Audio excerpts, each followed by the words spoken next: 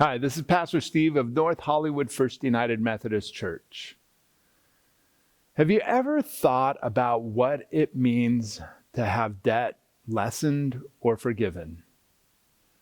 Right now, there is a lot of discussion about the forgiveness of student loans for people who have gone to college. And it's interesting to think that this is a loan that has been taken out for education. And you hear the debates. People signed on the line and agreed and promised to pay this money back. They should pay it back.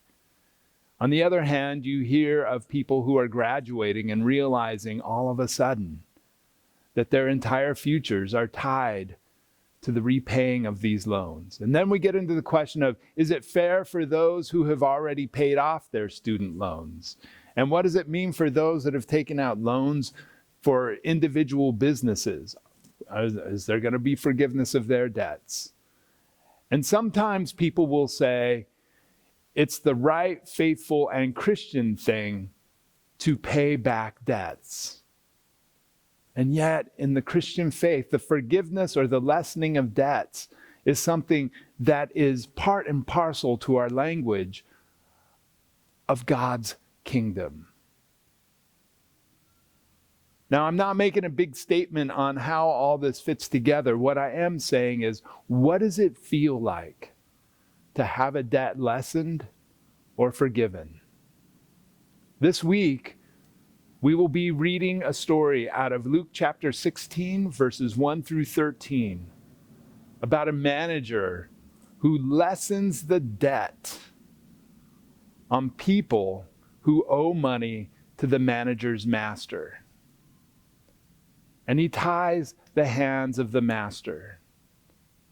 Because if he comes back to collect that what has been forgiven, it makes him look like he was lying.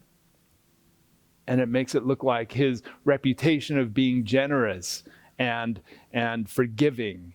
And it makes him look mean.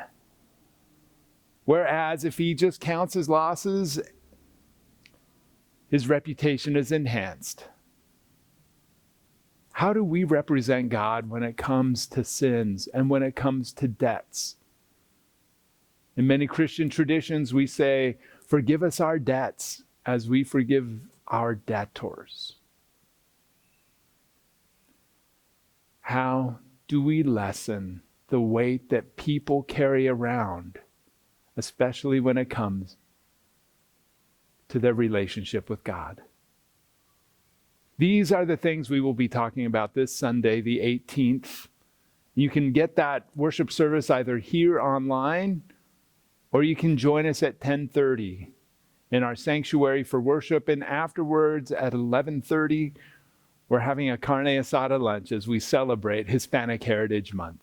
I hope that you will join us, and I hope that together we will be able to show God's grace, God's forgiveness, God's mercy, and God's compassion.